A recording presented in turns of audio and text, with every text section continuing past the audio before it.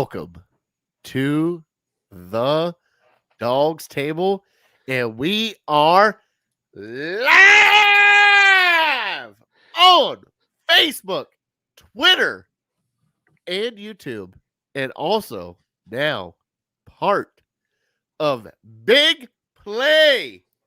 Woo! I'm super excited. I'm super excited for this premiere. Let's introduce ourselves. Fatty, that was an outstanding introduction. Jared Bates is on my right. His nickname is Fatty. Feel free to call him Fatty. He likes it. He asked for it. And my name is Craig Fountain, and we are the Dawgs Table. We're new to Big Play. This is our special premiere. We are going to be here every Tuesday at 8 o'clock, and we want you to tune in every Tuesday, 8 o'clock, and join us. And let me just tell you a little bit about our show for you first-time viewers. We are a very informal show, and myself and Fatty, we're very informal human beings, and we want a space to just talk Browns in a round table discussion format. Now, the special thing about our show is we want you to join the show. There's a link in the comments, and you can click that link and you can chat with us and basically join the show. Audio or video chat, anybody can join, anybody at all. So click that link, join the show, come eat at the table, as we like to say, and let's have an informal roundtable Browns discussion. I believe, Jared, correct me if I'm wrong, are we the only Big Play just all Browns content show? I think so. I think so too. I think we are. We are 100% Cleveland Browns on this show, and it's an exciting time. Exciting time. So, you know what's really great though? Yeah, what's up? Is I think we follow up their Baltimore Ravens show with the Birdlands or whatever they are. Oh man, the Ratbirds? Come on. Well, all right. We got to we got to support the rest of the team. Beef Anjoy, great to see you. Longtime viewer. Same with Justin Masters. Just so you know, if you guys don't want to join the show, you want to communicate with us in the comments. There you go. Roger, appreciate you joining the show. We can display your comments and we talk with you. So Jared and I have podcasts. We have our platforms to speak. We want you to come on. We want to offer you a platform to talk Browns. Bring something to the table. Come eat at the table, and we'll talk about whatever you want to talk about. Today, though, we get to celebrate some great news from this past week. Outstanding news. I'm super pumped. Nick Chubb, we finally got the extension done. There is no more wondering whether or not Nick Chubb's going to be with us for the next few years. And this is an outstanding deal for both Chubb and the Cleveland Browns. Fatty, what did you think when you saw this news break? How excited were you? This is like the best news you can get at Christmas. Like, Nick Chubb is like a just all-around world elite, and we just signed him for 3 years. Unless, what is he, like the 7th or 8th paid running back right now in the league? He should be the top paid. Yeah, and actually he falls in line 5th. All right, and here's where the numbers fall. All right, I have this here for us. And Nick Chubb's contract is going to average $12.2 million a year. That's going to be the average salary. So after that, you have Christian McCaffrey at $14.3 million per year. You have Alvin Kamara, 14.5, Derrick Henry, 15, and somehow Zeke Elliott tops this list at $16.5 million per year. This is extremely team friendly. When you look at, comparing these guys, I think that I'm going to take Chubb over Kamara for sure, over Zeke for sure. I think that Henry is probably right there. I think Chubb's belongs in the category as Henry, but he's the reigning rushing leader. Christian McCaffrey, it's gonna kind of remain to be seen if he's worth that money. He's got his injury struggles, but the good news is Nick Chubb and Kareem Hunt are both locked up for the next 2 years. We are guaranteed a Nick Chubb, Kareem Hunt, 1A and 1B, for the next 2 years. Browns have it out in 2024. Chubb will be like 29 at that point. This could not go any better for the Browns. You have to give props to Andrew Berry for getting this done. Yeah, and especially with the discount that they got. Like, Chubb could have held out and at least got $15 million a year. And he's like, nah, I'm good. I just want to work.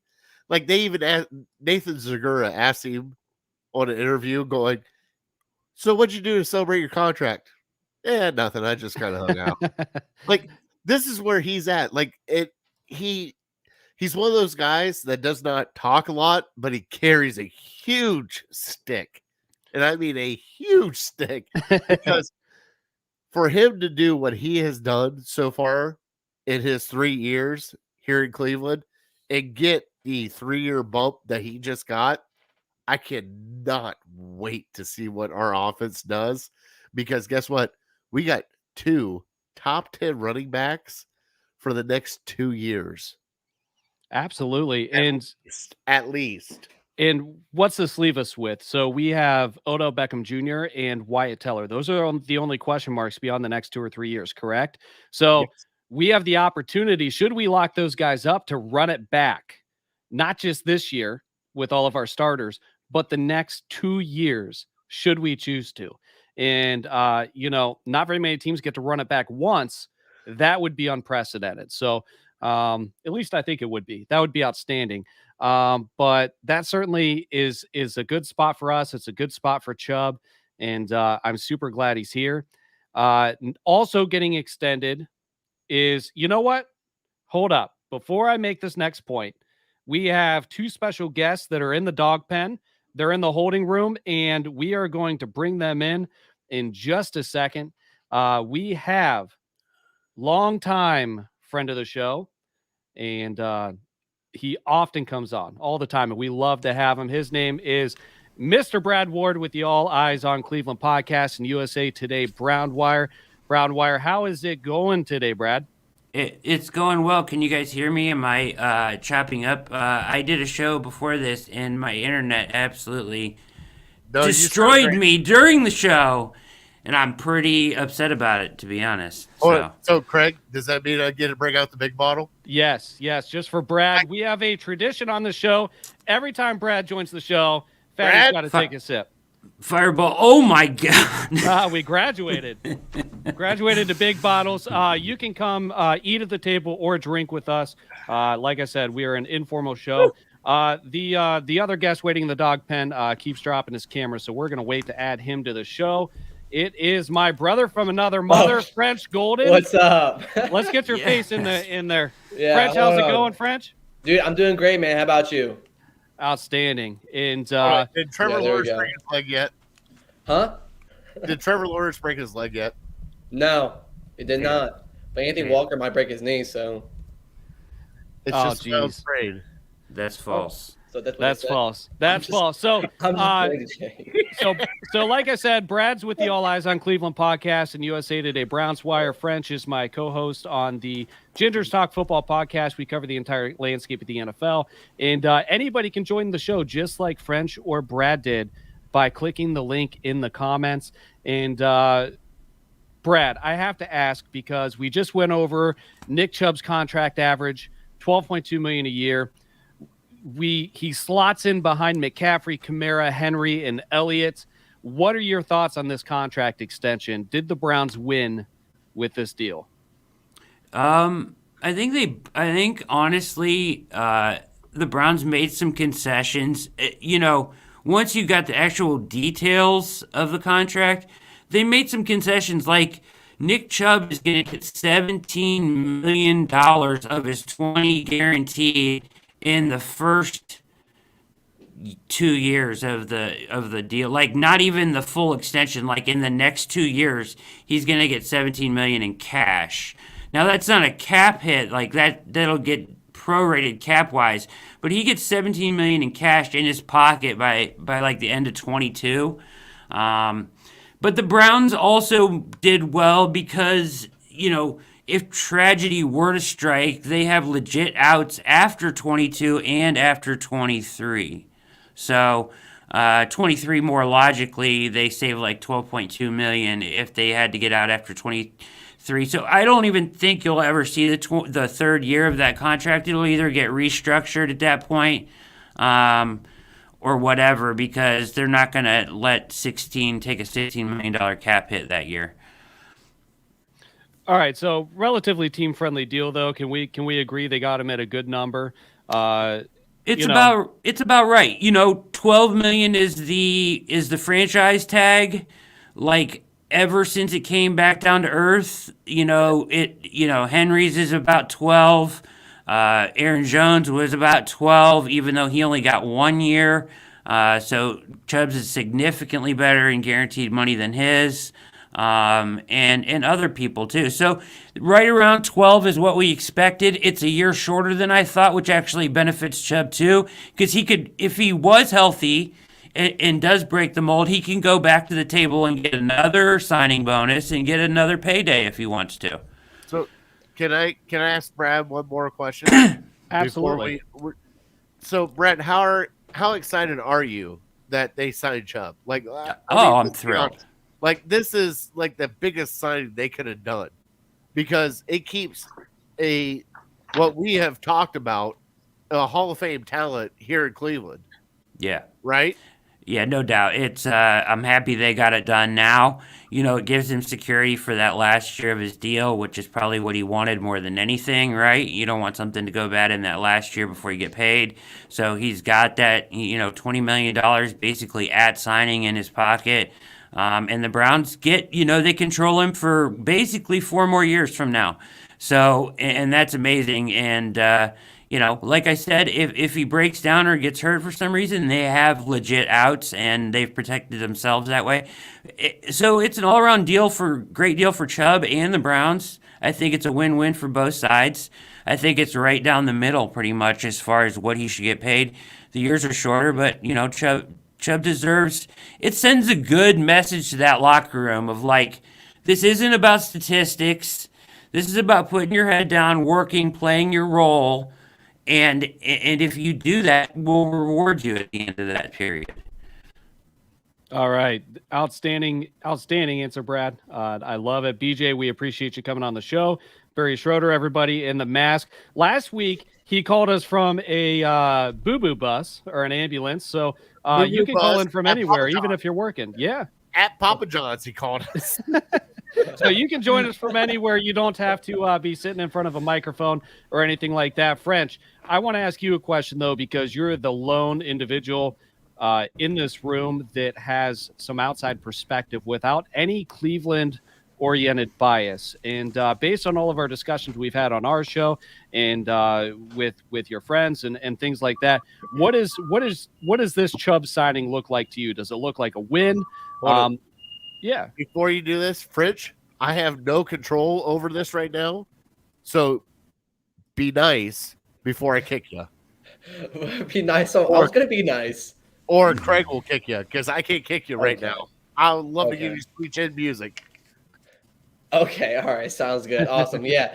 Well, no, coming from, an outsider perspective, I think the Nick Chubb signing was a win. 100%. I mean, hey, Craig, can you bring up those running backs with the yearly? Yeah, there we go. All right, go. Perfect. All right, cool. Let me make a quick example right here. He is the lowest paid running back on this list, correct? But if you look at some of the running backs, you're getting a great deal out of it. I mean, Christian McCaffrey, when he's fully healthy, might be the second or first best running back in this category, but he's not. Now, since he's been injured, he becomes a liability. So you're saving money on that part with a running back that's not liability to injury. Then you have guys like Ezekiel Elliott, who's making pretty much $4 more million than Nick Chubb. He's kind of on the downfall. So, I mean, he's kind of on the level with Derrick Henry and Alvin Kamara, but he's right down the middle. I think that's a top 3 running back right there. So at that point, that's a win. And plus, too, I mean, it's a win for the Browns, huge, because Nick Chubb and Kareem Hunt are now a green light through the roster through 2022 now. So that's a huge win as well, too. So I think they got a great steal. I think it's a win. Outstanding. Now continuity is a priority. All right. And Brad, I'm sure you've got something to say about this. Paul D. Podesta, our chief strategy officer, we extended him 5 years and we lined up his contract to marry that of head coach Kevin Stefanski and general manager Andrew Berry. Fatty, before we go to Brad, let me get your thoughts on this move. With D. Podesta getting it, dude, it's the smartest move they did, because right now you have D. Podesta, Berry, and Stefanski at least for the next 4 years, correct? Am I wrong with that? So at least 4 years. And it finally brings some closure to our front office that needs to be, because we have had so much turnover every freaking year. And it's kind of nice knowing that this happened and everybody is together, because it seems like from DePodesta to Barry to Stefanski, this is together. Brad, what are your thoughts on this extension? Was this something that we needed to do? How excited are you about this, or not excited about it? What are your thoughts here? I'm thrilled. I mean, this is the guy that, I mean, behind the scenes, this guy is fantastic, right? Like, I love listening to him talk. He's extremely intelligent. I mean, and he's pulled all the right strings when they started giving him more control, right? I think he has a huge factor in the Browns' success at this point. And to be honest, like, I kind of thought, like, but he went from baseball to football, and like now the Browns are kind of seeing some success. I was worried he might like go NBA, like seriously, like or whatever. I mean, the guy, what else can he accomplish? Right? Yeah. Oh my Lord. Yeah. But yeah, I mean, what else can he accomplish, right? So for 5 more years, that's fantastic. I mean, the Browns keep him for 5 more years. That's amazing. I mean, I thought for sure he'd go back to baseball or try his hand at something else. The guy's a freaking genius. So yeah, keep him in the organization. So Brad, I gotta ask you one more question. Sure. With the whole Dorsey thing and the Freddie Kitchens and all that stuff, yeah, like if they would have went to Stefanski beforehand, because Stefanski was DePodesta's pick, right? Yeah. Mm-hmm. In 19, and they wanted to run it back with Freddie. Yes. So, what makes you think now that DePodesta is that guy? Because is it because of Stefanski, or is it because how he has changed everything? Oh, it's totally it's the Stefanski Barry DePodesta marriage. It's all 3 of them, right? But Stefanski is the guy that, in my opinion, has had the biggest influence on the actual team for sure. It's the coach, right? He's the one in the day-to-day in the trenches changing the culture. I mean, he was an immediate culture changer, right? Like this guy's attention to detail and ability to get his message across to these professionals is incredible. He changed things overnight, basically. And give credit to DePodesta because he put the right guys in place. All those dudes are freaking amazing. So we just got a message from Dave. Oh, by the way, congratulations, gentlemen. Thank you. We appreciate it. Thank you. Big ups. Hey, we have been teasing it for what's it been now, like a month and a half. Yeah, and we've been in talks with everything, but this is it's kind of nice to be on Big Play, being a big fella. You know what I mean? Like, Craig, can I peacock out? Go for it. Whatever that means. A little bit. Let's do it. All right, we're on Big Play. All right. I think we lost French there. No, and seriously, thank you to Big Play for bringing the show on to the lineup. We're excited. You can catch us on all the Big Play social media channels as well as where we normally broadcast to. Took some rebranding to the Dawgs Table and a lot of things like that, but we were happy to make the switch, and it was worth the work to do so. So we're super excited to be here. Moving forward, there's French. Now he's back. He was frozen there. Hey. That's better. That's better. Is that a Tebow jersey? Hey, I have a question. Tebow. Tebow. Huh? That's what I want to ask you about Tebow. How's Tebow? Tebow doing? How's Tebow doing in camp? He's jacked. It looks like Arnold Schwarzenegger out there catching balls. I mean, how's it? I mean, no, I mean, I'm serious. Good. Yeah, guys, he's asking me a legitimate question. Let the man speak. I'm dead serious. Sorry, I want to know if he's gonna make the 53. Like, is he a cut bubble guy? Is there no chance? I mean, how does he look running routes? And how's he look? He looks good. I mean, he's coming off breaks really quickly. When he's on the line of scrimmage, he's hitting pads and guys at speed of light. He can hit. He can hit. He can block. He can run block for sure. Yeah, and he has good hips. That's why he has the ability to adapt to that tight end position for sure. He's looking good. Fatty's got so many things to say. This is I the am so Dawgs Table. I am is so the shocked. Dawgs Table. I'm just answering a question. I am so shocked, French, that like So, that what's his name? Your coach, Urban Meyer. my Urban, that Herb, like didn't even know the NFL rules, like about anything coming into this thing. Like they're like Yeah. telling him this and that, and he's like, "What? I can't do this. I can't." You know, like I mean, it's totally weird that he didn't understand like the total undertaking of the NFL, isn't it? I mean, he's a I'm new not coach. mocking you at all. Right, Like right. I think that like he could be really good for the Yeah. Jaguars, and I Yeah. think Tebow could be an effective tight end. I'm not making fun of the situation at all. I'm just curious. The situation intrigues me. Like the Tebow, Meyer, Lawrence. I want to know what's going on in Jacksonville. All right, so I mean, with Urban Meyer, is a brand new NFL head coach. You know, a lot of past head college coaches try to go into the NFL, try to make that transition, they fail. Yeah. And they quit and they go back to the college level where they know they have success. If anybody's going to do it, it's definitely Urban Meyer. That being said, he knows talent. I trust him bringing in talent. I trust him making every single move he needs to do. I don't doubt the man's recruiting ability. He was mad that he can't, meet these guys face to face every single play they do over Zoom calls.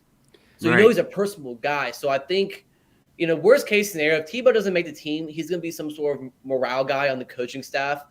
But I completely think that, he'll make the 53-man roster. But I don't think he'll be tied in one, though. I don't think so. But he'll make the roster. No, and Meyer will figure it out. There's more to football than sliding tattoos and cars under the table. And you can't do that in the pros because they don't need those things. But moving on, let's get to the training camp injury roundup. And, every day is going to be different. It might be a really good day, might be a really bad day. And there are some things that we were able to observe today. JOK was activated from the reserve COVID-19 list. That's good news. We were a little worried about him. He had come out and said he was asymptomatic. Hopefully he's got no long-term symptoms from that, but it's certainly noteworthy, and I can't wait to see him get around there and run around. Jared, JOK, he's going to be a beast. I can't wait. But the bad thing is a lot of people have scared me that have actually seen him in practice, and he looks like a quarterback or a safety and not a linebacker. So Well, Okay, that's okay. I know I'm just kind of leery about it, but if he's going to be that hybrid, own it and do it, because I want to see him on the field. Like I want to see Grant Delpit on the field. Like I want to see our second round picks on the field and see what they got, because we drafted them there for a reason. He's no smaller than Darius Leonard. I know, but Brad, it's just weird having a linebacker at like 210 pounds. Welcome to today's NFL, brother. I understand. I'm fat and I'm 250-ish. Liar. Let's say 230-ish or 300-ish. It doesn't matter, but it's just weird seeing a very small linebacker. And he's going to be, somewhat of a hybrid player. So I don't think there's a whole lot to be worried about. And, Darius Leonard is the ideal comp. We've discussed that with Brad in the past on some of our episodes that revolved around the draft. But speaking of linebackers, Anthony Walker Jr. does not need surgery on that injured right knee. There was certainly some fears out there of how serious it could have been. At this point, he's out, quote unquote, a week plus, whatever that means. But presumably just a few weeks. Can I ask Brad, how big of a blow would that have been if he would have been out? Because I think they brought him in here for a reason.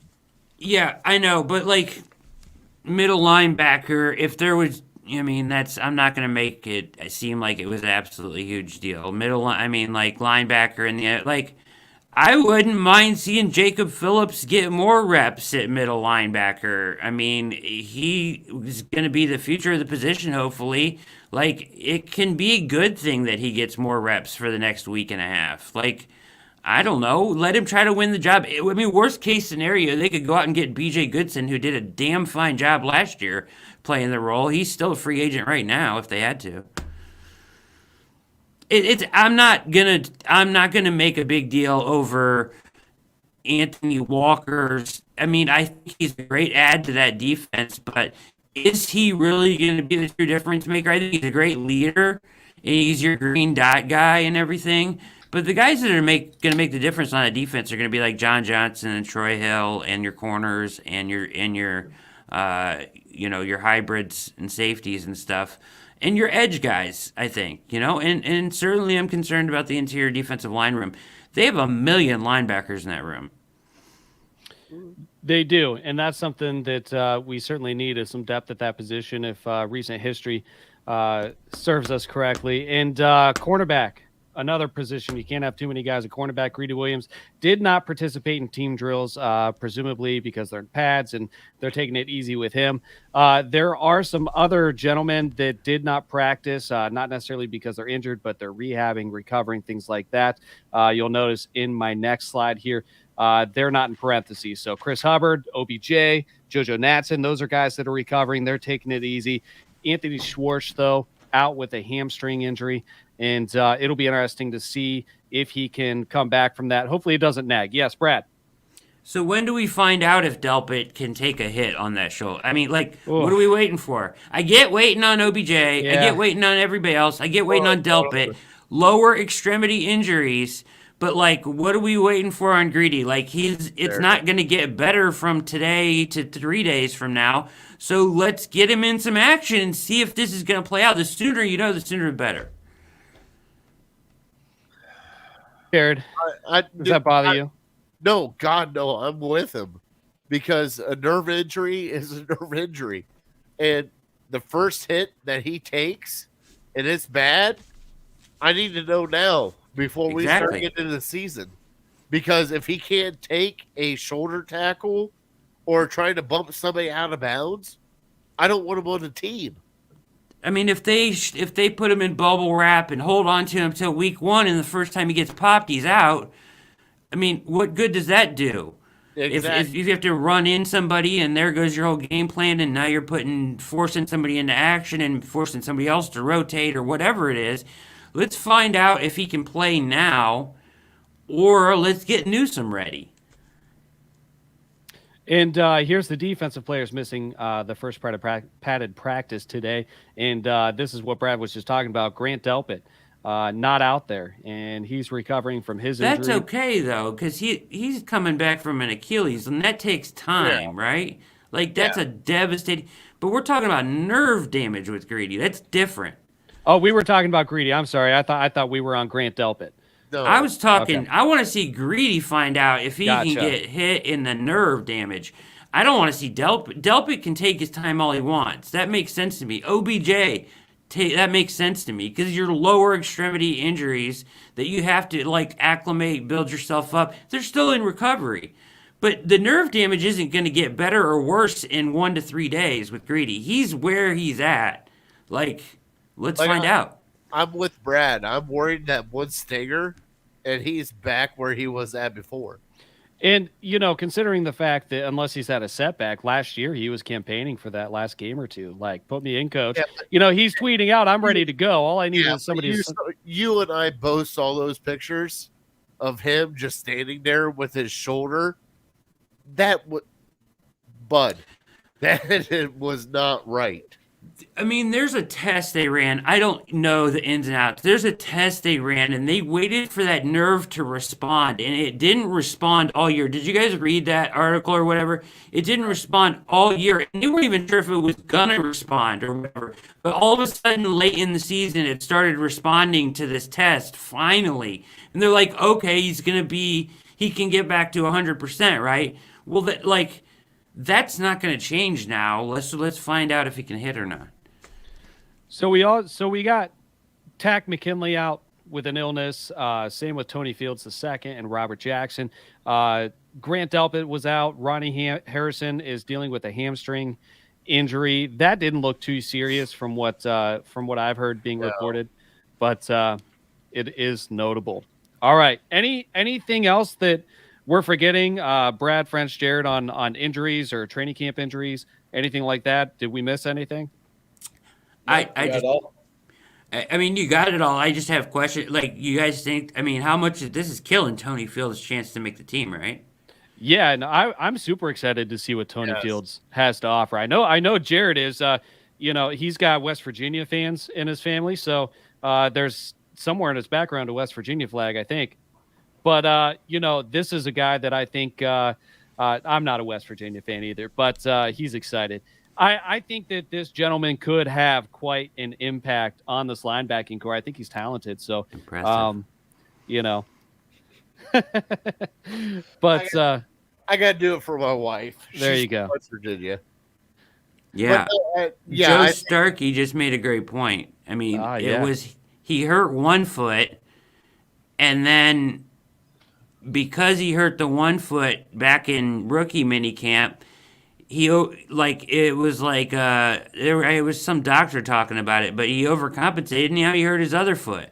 So he missed rookie minicamp. Now he's missing camp, and he was what, a 6th round pick, 5th round, 6th round pick. I mean, he needs to be out there to make this team.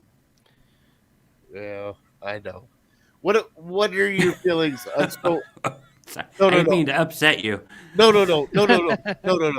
What are your feelings about the offensive tackle from Cincinnati? I heard Cleveland Browns Daily talking. Joe Thomas was talking with him. What do you think about Hudson?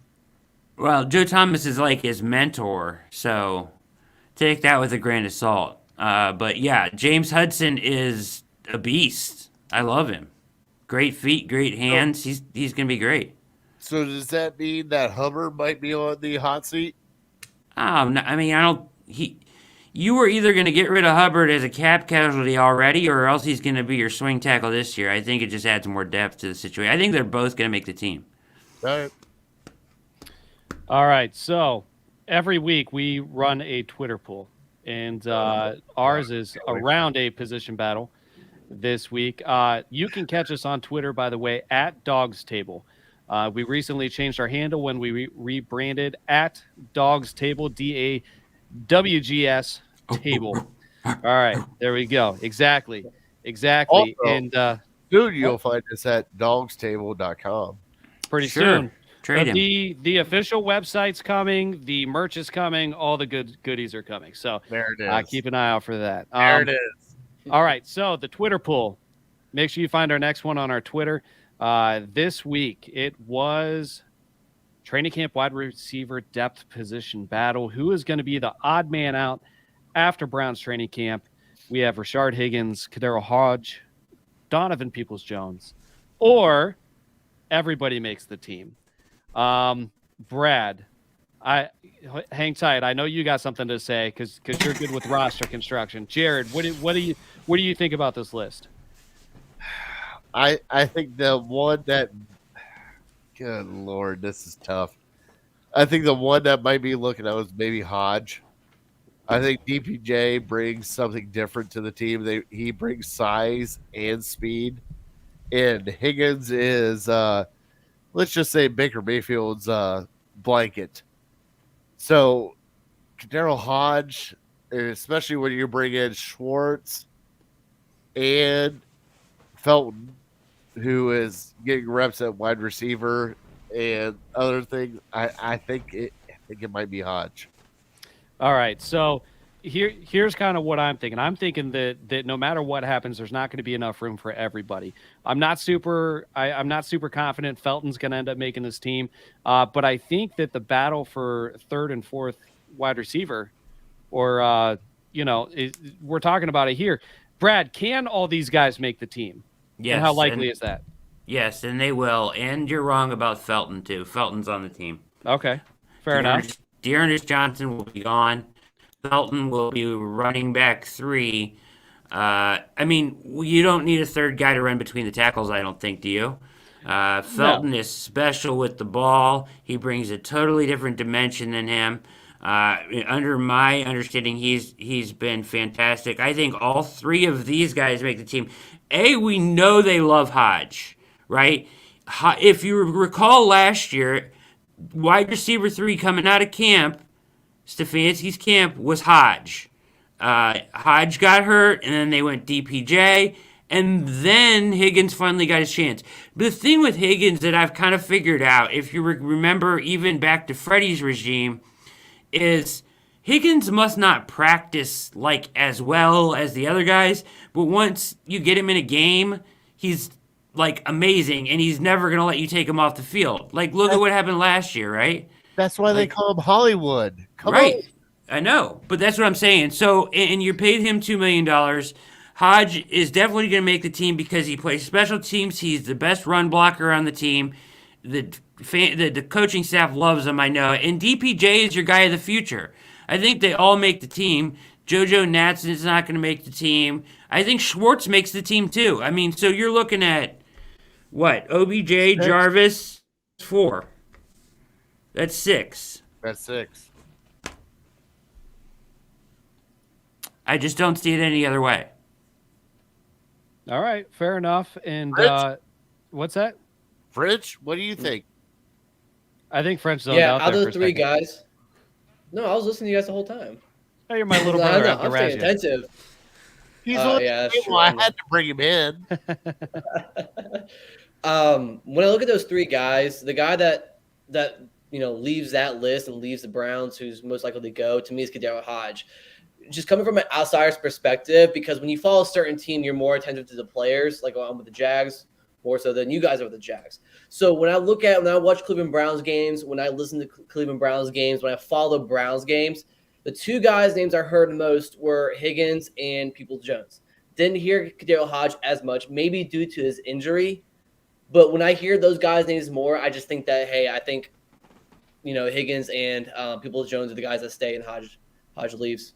Yeah, and I think that it's interesting because Hodge isn't going to necessarily get the receptions that some of these guys are. But if I remember correctly, when you look at PFF and some of these advanced statistics and stuff, and opportunities, Kadarius Hodge is a superior blocker as a wide receiver. Brad, am I remembering incorrectly there? Am I onto something? No, that's what I said. He's the best. He's their best run blocking wide receiver they have on the team. Plus, he's an elite special teams guy, as B Fanjoy just said. And and same thing with Felton is elite with the ball in his hand. So, I mean, and they're gonna want to keep Schwartz. So here's what you're gonna have, right? It's like I think a lot of people think there's like a wide receiver 3, like. There's going to be one guy. It's not going to be one guy. It's going to be like, okay, we got DPJ is going to be in there when we need the deep intermediate ball, right? When we need a possession, we're going to go with Higgins, or a big, third down, we're going to go Higgins. When we need the deep ball or stretch the field, we're going to go Schwartz. Hodge is more of a possession guy. He catches everything that comes his way. He runs very good routes. He's just really disciplined. I think they all make the team and they all play a role. I think probably eventually as the season goes on, Higgins is the guy that builds his role more, and DPJ as well. But I just think that they all get a piece of this pie, and it probably makes it hard for any of them to really stand out. There's just so much to go around on this offense. So I see what you were saying with Felton. I think that you can cross off kill two birds with one stone. You can put him in the running back room, but also use him at wide receiver instead of Dearness Johnson. So there's a roster spot there. How many total dedicated wide receiver roster spots are they going to occupy? Is it going to be 6 total? 6. Okay. 6. All right. 6, and Felton can play wide receiver. Exactly. So really you would have 7 on the roster if he occupied a running back spot. Same with Kareem Hunt. Kareem Hunt could do it too. Yeah, absolutely. All right, Brad, I know you like to play this game. The poll was up here. Which option do you think? Which vote won? Hodge. All right. Actually, I'll make the team. Took the cake. Hodge was 42.9%. Wow. Higgins 2.4%.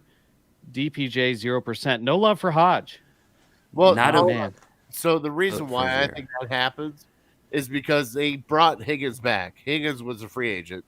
DPJ is already on the roster, and so is Hodge. So who's the odd man out?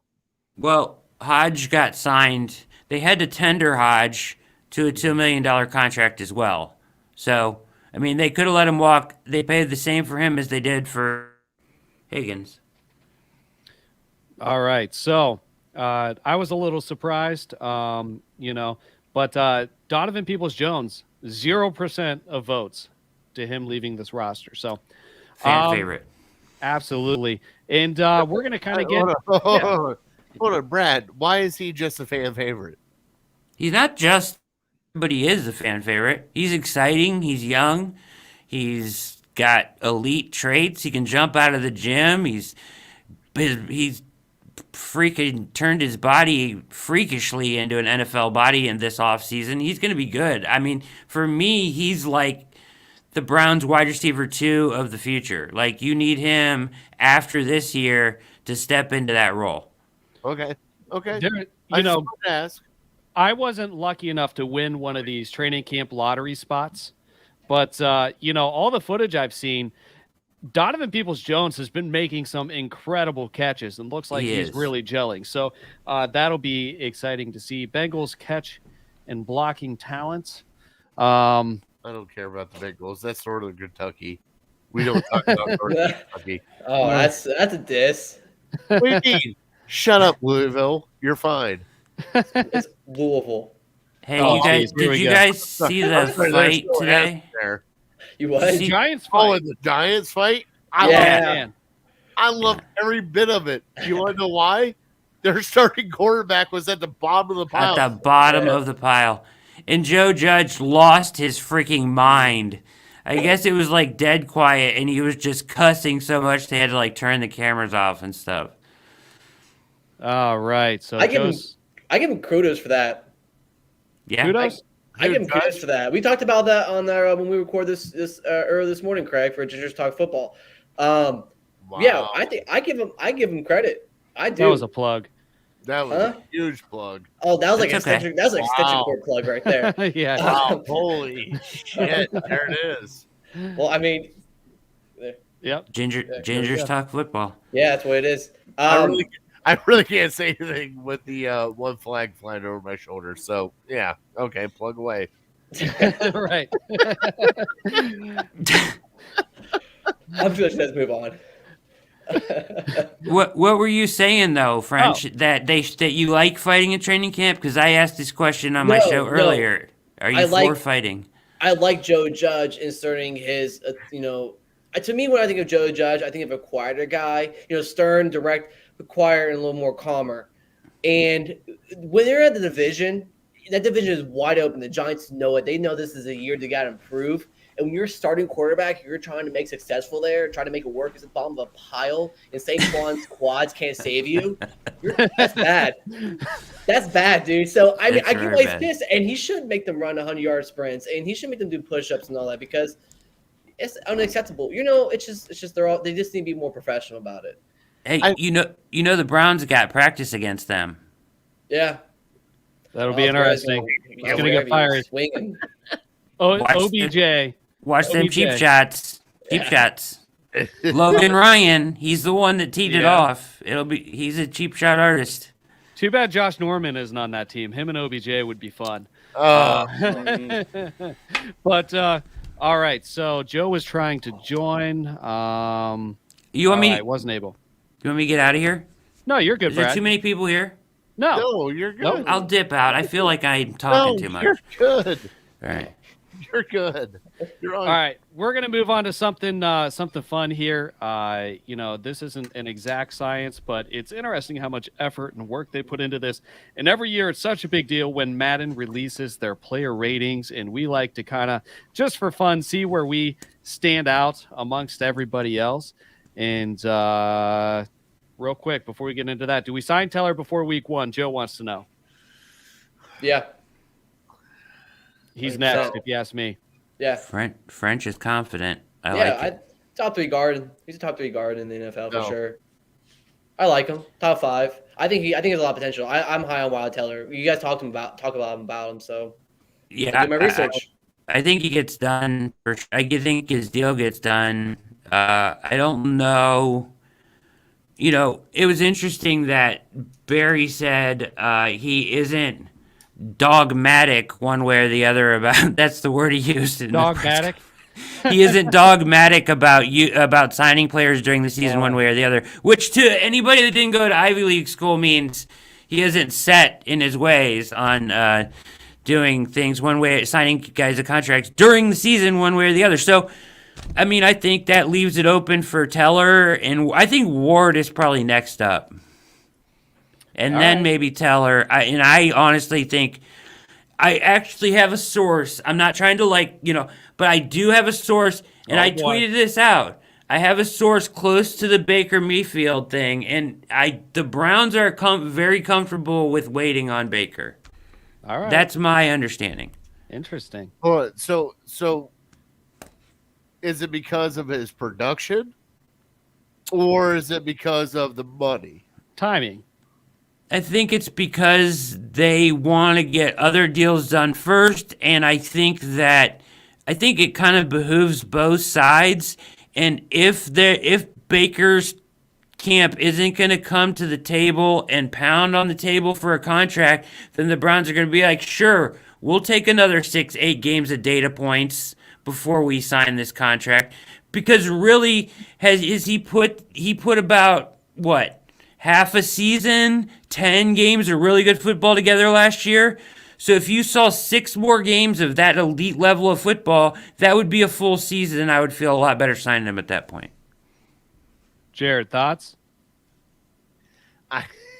You look irritated. He looks so mad. No. I'm not mad. I'm kind of with Brad on this. Is if he's our franchise quarterback, why do it now? Everything else goes up next year, right? Why not be for sure after this year that Baker is your quarterback? Because you saw 1 year of really good football, and you saw 1 year of piss poor football, and then you saw 6 games of and 10 games of really good. So Brad, that's not that. After it, I agree with Brad. No. I understand what you're saying. I'm not saying sign him now. I'm saying wait this year. I think he's going to get the deal no matter what. It's just timing. And I think that Baker's cool with betting on himself, and the Browns are cool with getting more data points. And I think they're okay with paying like $5 million more if he takes him to the AFC Championship game or the Super Bowl or wins an MVP or something. They're okay with paying him more money. Those are good problems to have. That's where I was at. Like, either A, you pay him now and it's a mediocre quarterback, or he plays great and you're paying $10 million more for a great quarterback. I mean, if they signed him now, he's still going to want between 36 and 40 million a year because that's where the market is. Yeah, but if he waits till after this year, he can ask for what? The most 42, 43? Assuming that he gets us to the AFC Championship game or to a Super Bowl and doesn't completely, and I don't think he will, but if he completely drops the ball this year and regresses, then the Browns are safe by not extending him. But like Brad's saying, the cap's not going to go up a ton, or the contract amount's not going to go up a ton. No. So especially, at the same time, I agree with what Joe said. In guaranteed money, like that's just the fluff money. In guaranteed money, it may not change hardly at all.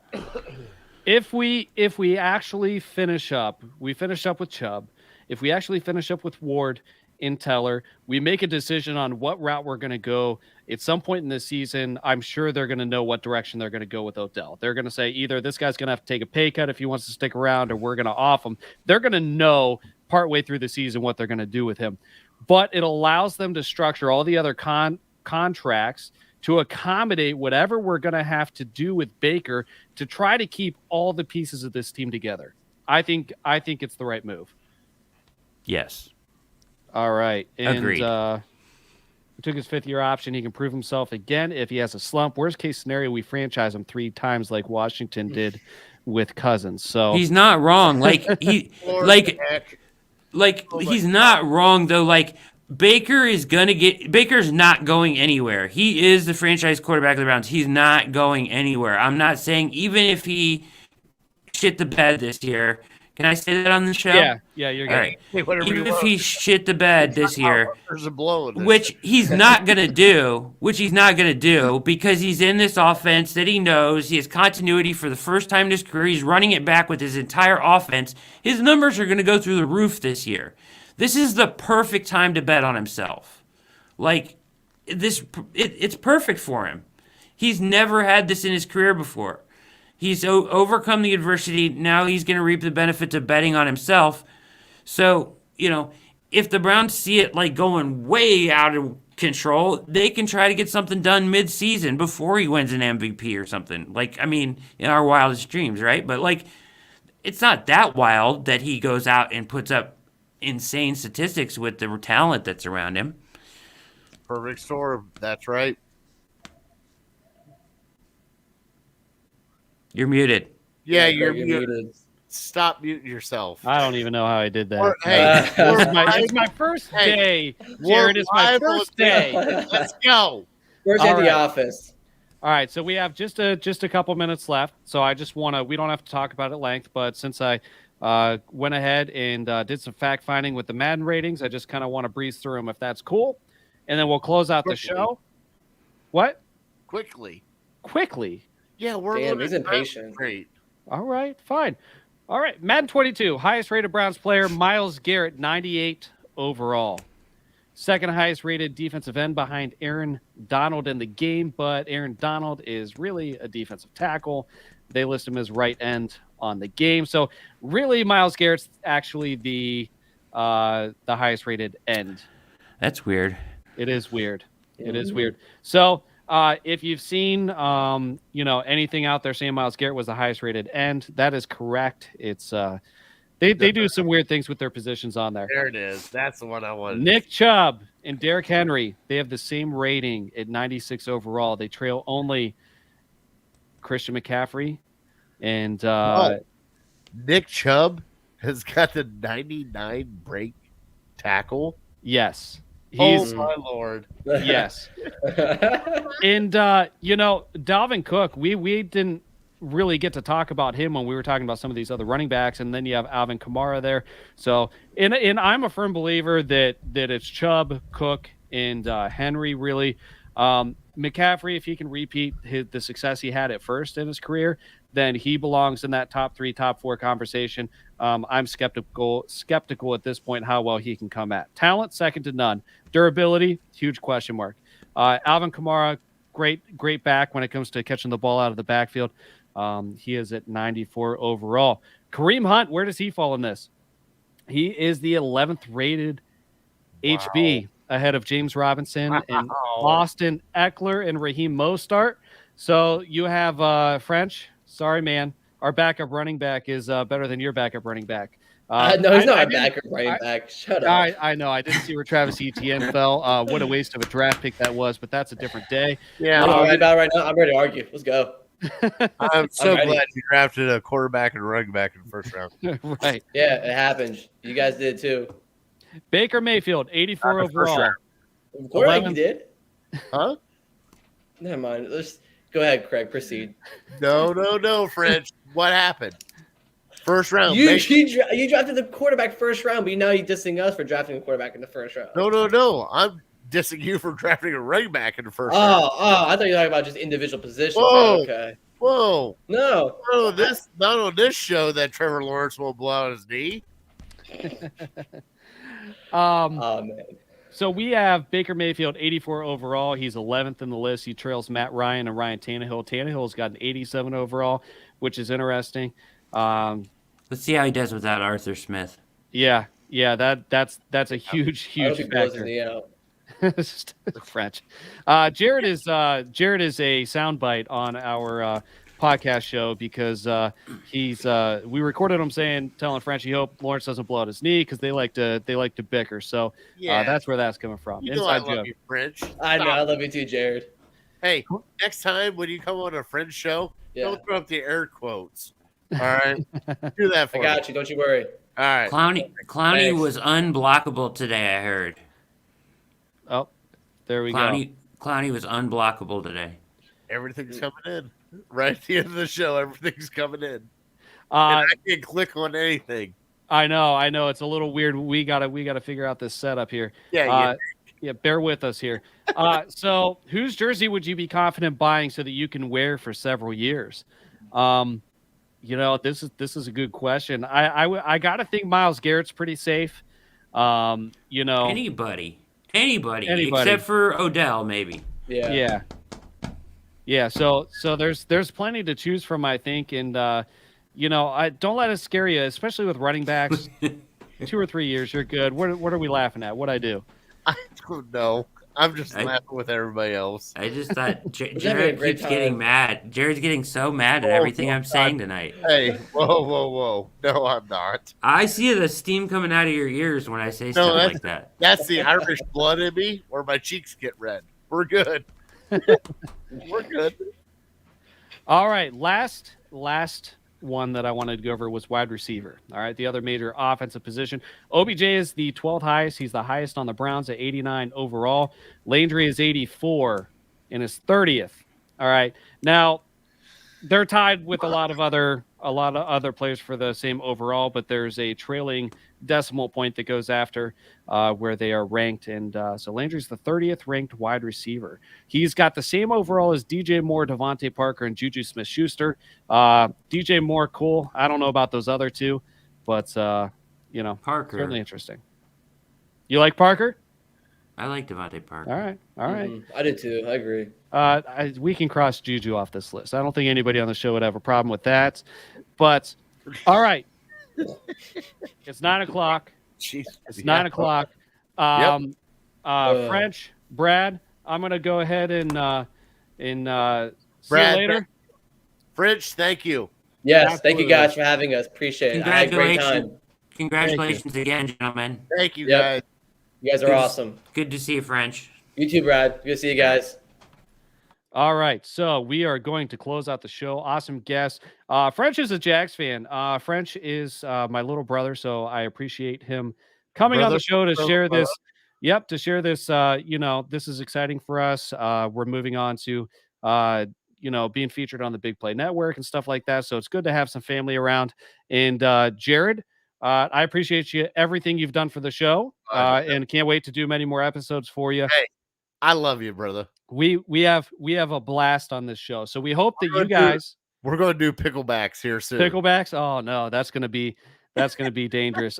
We appreciate everybody that's watched the show. We hope you tune in every week, Tuesday at 8:00. You can find us at Dawgs Table on Facebook and Twitter, and at the Dawgs Table on YouTube. Subscribe, like, follow, share. Everything helps. And of course, you can find us everywhere on the Big Play Network. And also, I think you're cutting the audio, right? Yes. Pretty soon we're going to be available in an audio format. The show is obviously going to be video first, but if your only chance to listen into the show is in the car where you can't watch the video, it is soon going to be available on every podcast platform everywhere. Keep an eye out for the podcast out there. Keep an eye out for the merch, the official website, all the things. So it's exciting. If my wife is still watching, thank you for putting up with us and letting us take the time out of Tuesday evenings. And my wife. Yeah. All right. Before we close out, you let him be a Jags fan. Man, we didn't meet until we were adults. So I didn't have that influence. Jerry, he exited the show last week and said, I don't love you when you said you love him. So that's all right. Fine. No one puts Barry in the corner. All right. And there's mom. Mom. There's mom. Mom, I love you. All right. So this is the Dawgs Table. I'm Craig Fountain here with Jared Fatty Bates. And until next time, go Browns.